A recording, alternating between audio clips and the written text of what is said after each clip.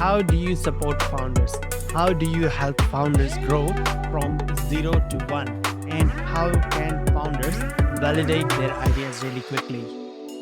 Hello, innovators, entrepreneurs, and risk takers. Welcome to another episode of Web3 with Sam Kamani podcast. And these are some of these questions that we will be answering on this podcast episode. And I have got here with me Daniel Muller from Ideal, and he will be sharing on how his platform that they are building wants to support founders with everything from helping them with a co-founder to helping them with funding to helping them with ideation and finding and building and executing that right idea. So let's get started. But before we do, nothing that we talk about on this podcast episode should be taken as investment advice. Always, please leave a review, subscribe, and leave a comment on whichever platform you're listening on. With all that out of the way, let's get into it. So Daniel, welcome to the show. Looking forward to interviewing you and talking about all things AI and Web3 and at the cross section of everything capital markets. To get started, how did you get involved in IdeaL and all things Web3? Thank you for having me, Sam. Really great of you to have me on. How did I get started in AI and Web3? Actually, I got my start in AI probably in 2017 when I was in Singapore. So this is way before AI became a thing. I started working with some folks in Singapore who were doing some of the very early research into AI. And I got to know some of the key people in the industry, particularly when we talk about AI and Web3, particularly the founder of the Singularity Net project. Started to meet Dr. Ben and some others. And then that's how we started to get our expertise and knowledge base up in those two areas. Fantastic. And can you tell me a bit more about IdeaL and what problems do you guys solve?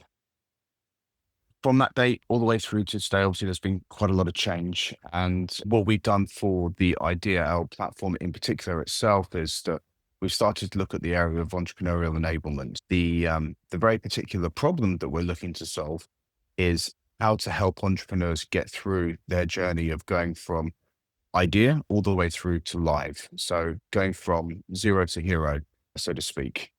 And so what we want to do here is we want to try to remove the barriers, the psychological, financial, technical, and systemic blockers that people have.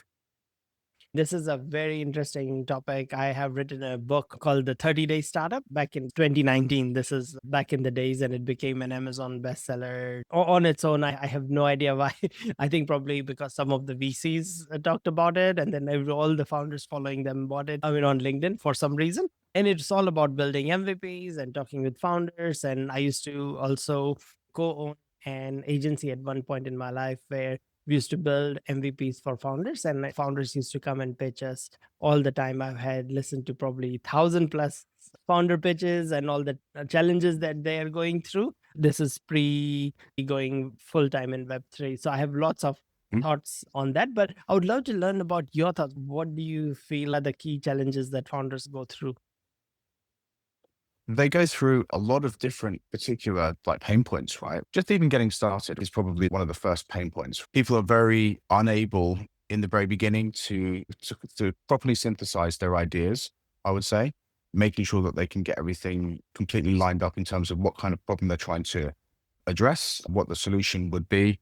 Actually, just the idea generation part is obviously one of the things where the founders will obviously suffer in the very beginning, and then going through the process of actually being able to recognize whether the idea is a good idea or a bad idea. So this would be an issue which we address as part of our platform, which is part of feasibility, scoring and understanding. But then more than just that, as they go through all of the different parts of the journey from idea, design, execute and accelerating and going live, which is what our process is. There are many different steps where we will do all of our support around entrepreneurial enablement. And so those are the things which we provide inside our platform. I think what we have as one of our taglines within our company is that starting up is needlessly hard, right? We do believe that there is a way in which we can help entrepreneurs globally get over this roadblock of actually just starting. So at the very core of what we're doing, our business thesis is that There are 100 million startups every year that are trying to start, and the statistics will tell you that so many of them fail. But even before companies get started, ideas actually get live. There is probably at least a billion ideas out there which are unrealized ideas. So these ideas don't even get through to going to becoming live companies. And so we want to help them overcome all those different hurdles before they become a live company. Fantastic. When I was doing a little bit of research and I was looking around, somewhere I read about the AI co founder. Can you please tell me a bit more about it and how does all that work? Yeah, exactly. We want to describe ourselves as a co-founder in your pocket. And so the reason why we call ourselves that is that as you, as a user, use our platform, our interface, of course, it's an app, and also there will be a website version. The app itself and the platform itself will act in the same way as the co-founder would act with you. So it will provide you with the support that you need in specific areas, whether they be the financial, technical, or other operational areas.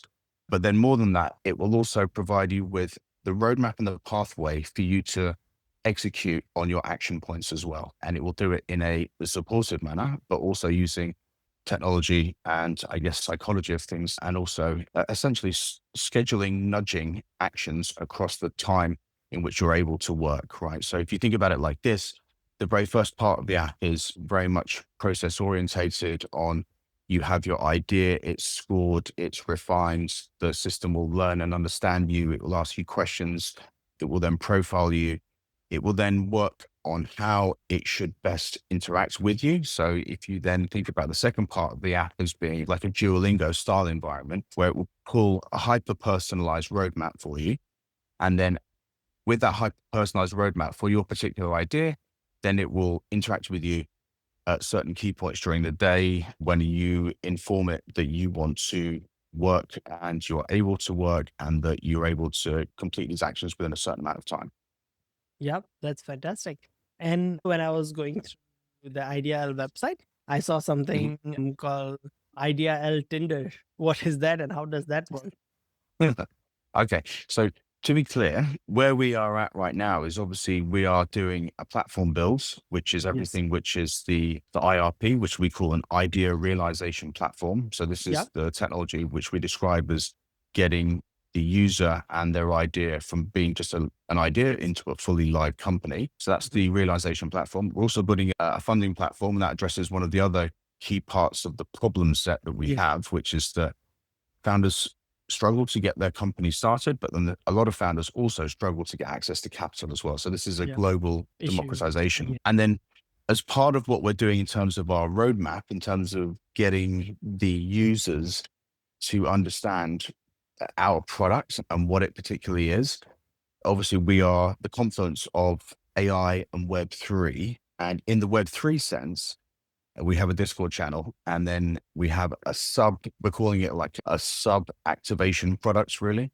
So this is something which is for the community. It is called Ideal Tinder. It uses the sort of like swiping mechanics.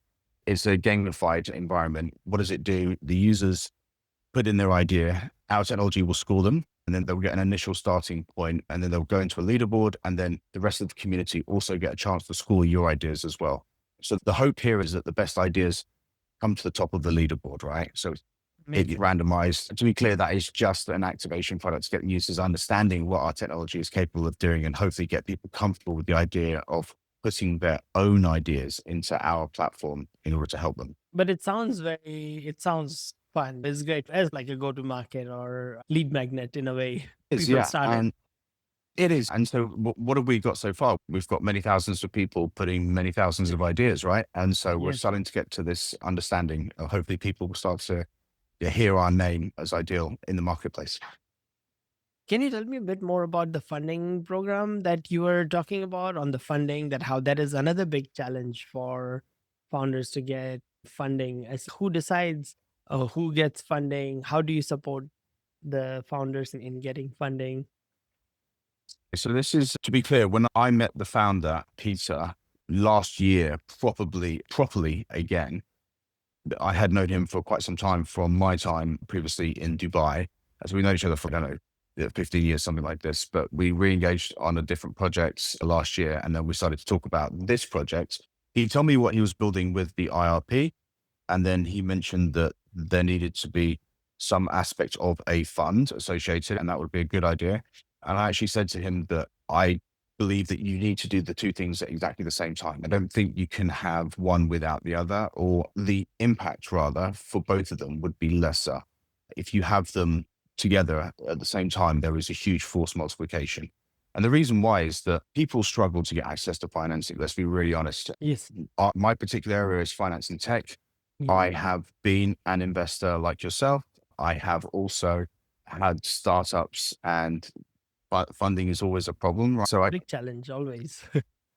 exactly right. Essentially, 1/3 of startups will fail because of either not being able to get access to funding or continued follow-on funding or financial Yes. mismanagement, something like that. What do we want to do with this funding piece is we want to democratize and decentralize access to funding.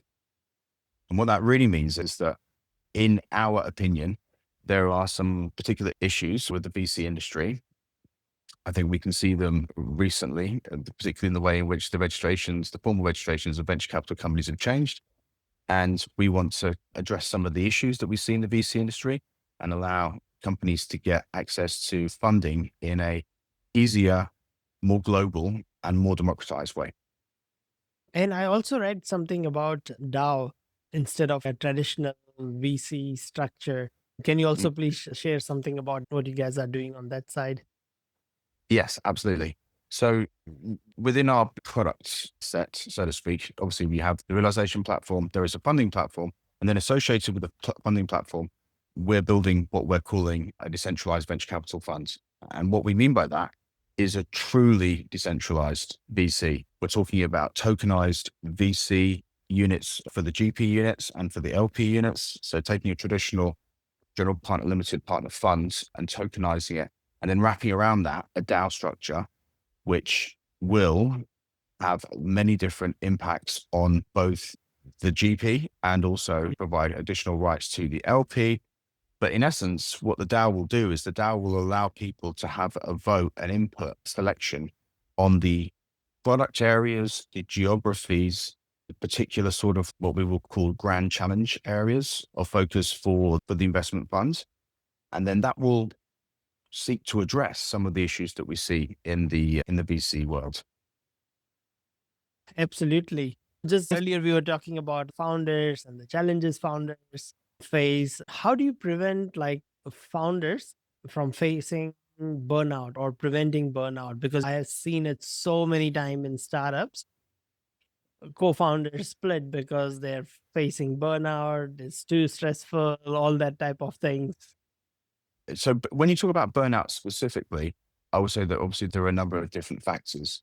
Support is obviously one of the most important things, making sure that you can provide ongoing, consistent levels of up-to-date, actionable items and advice that founders can take as their situation changes over time, but also reinforcement as well, right? Reinforcement of what they have done so far, how much they have achieved.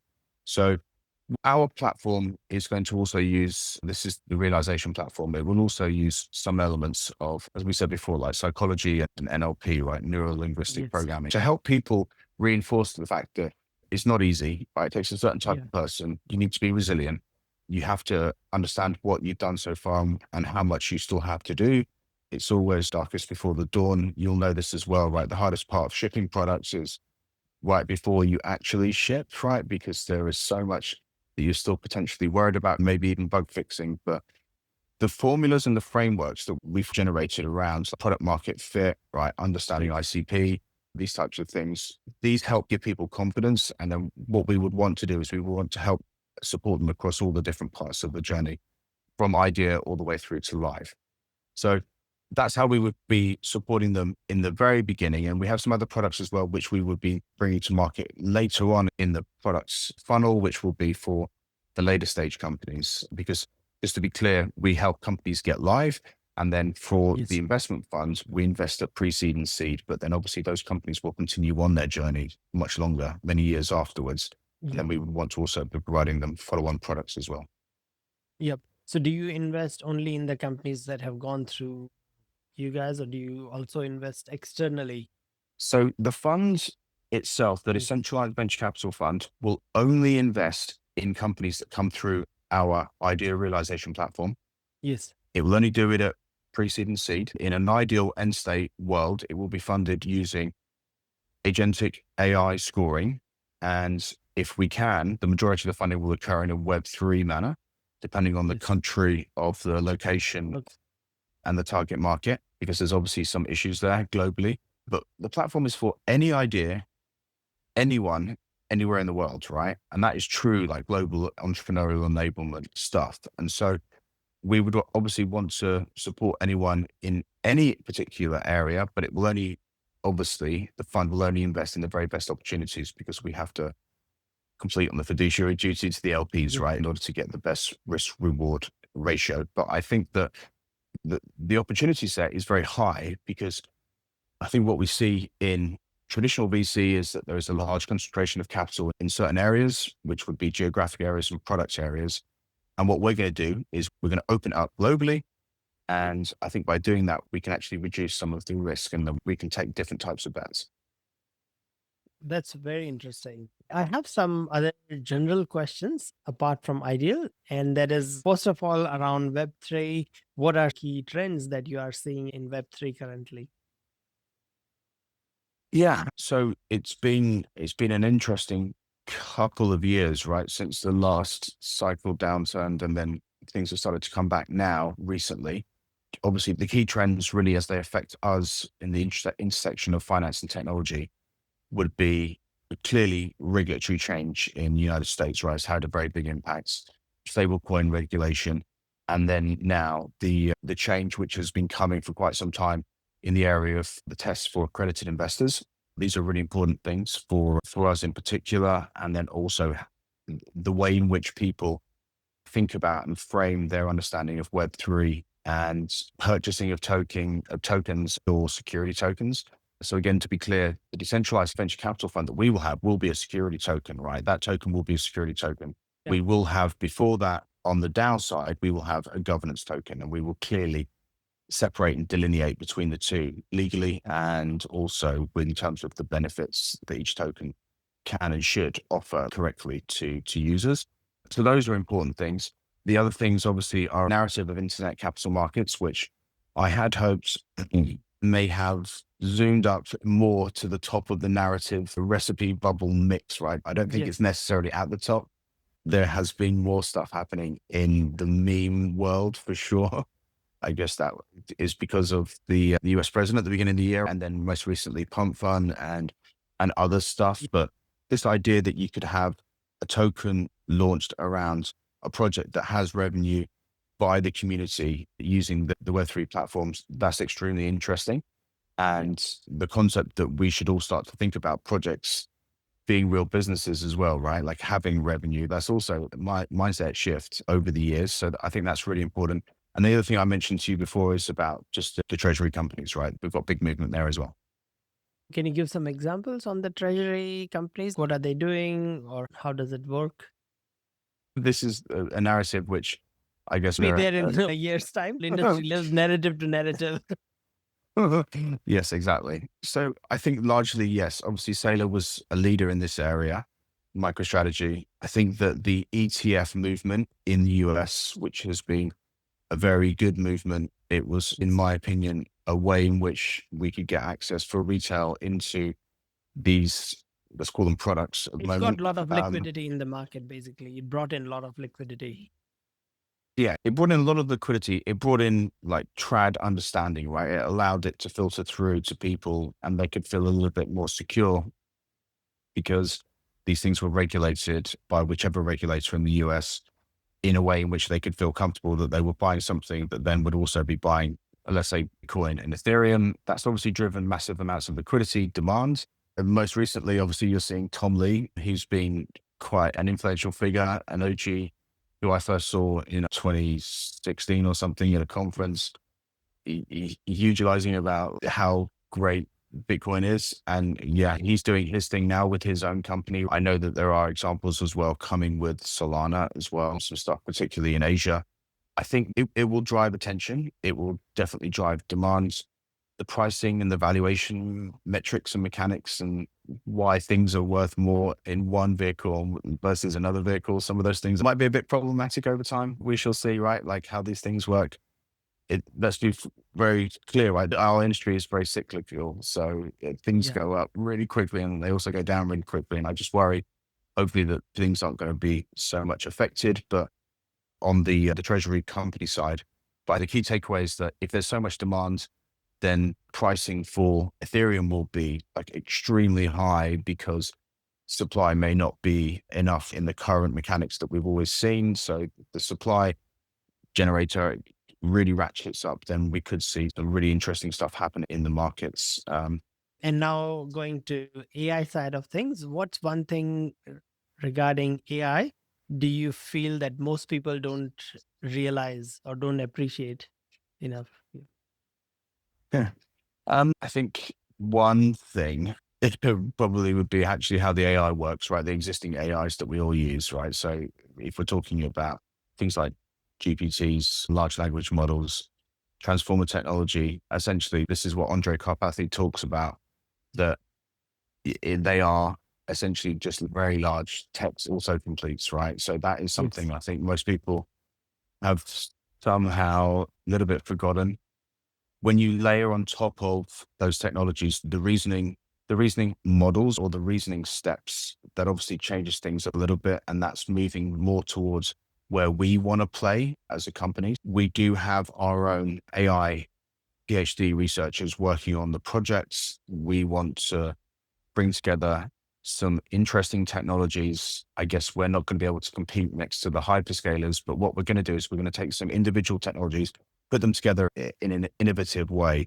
And so that's how we would level up our technology. And so these things would be clearly around logical reasoning, but probabilistic programming. And then we're very keen on this area of evolutionary learning as well, particularly as we attack our problem, which is like, how do you help entrepreneurs? How do you get to more deeper understanding of how business technically actually works?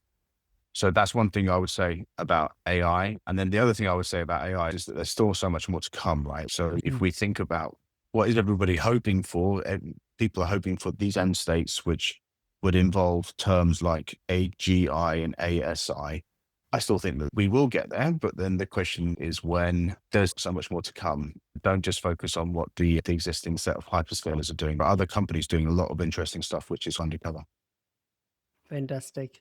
I have just a couple more questions regarding founders because there are so many founders who listen to this and I want to make it really valuable for them. So when it comes to founders, what's like some of the really bad advice that you hear regularly in the startup world? Just starting from the very beginning. So as I Yeah. say, our process is as ideal, right? Imagine, design, execute, accelerate. Um, Yes. so really bad advice. I would say that starting up is needlessly hard, but that your idea needs to be fully thought through, right? That's not the way. The idea is not always complete. And then of course, companies do Exactly. pivot as Yeah. they go through the process. So that's one thing I would say. Really bad advice that you must have a co-founder. I think we've now seen that narrative is changing, particularly in the world That is of changing. AI, vibe coding, right? Ye- Not even to your MVP, right? Just your initial prototype. It's not very easy. There are still Yes. some barriers to entry. You probably still need to have access to paid subscriptions and things like this. And that's not available to everybody globally at the moment, although some of these companies now offer it for $1 and things like this. In terms of like executing, bad advice is that you don't always need to be doing this 100% as a startup founder, just eating ramen, right? Like 24/7 in the early days, sleeping on the floor, right? You can do some of these things. You can get started whilst you still have your current income, your current job, right? So using our platform will help you get those initial traction steps as part of your journey. And this is a huge pursuit of finding product market fit at all Yes. costs. I think that can cause certain amounts of definitely fear and just other psychological barriers before you can actually get to where you need to get to. So I do worry about capability of founders to think in a lateral fashion, particularly as they're doing the MVP build out. Of course, talking to customers is key there. I would say a good advice would be get to talk to as many customers as early as possible would be a very important step. Absolutely. I couldn't agree more. Coming back to Ideal, what's on your roadmap next? We're trying to do quite a lot, but it's not insurmountable. They're hard things, they're not impossible things, and they're quite definite things as well. So we want to build the platform that will support anyone, any idea, anywhere. Yes. Again, all the steps from zero to hero. So that is a build.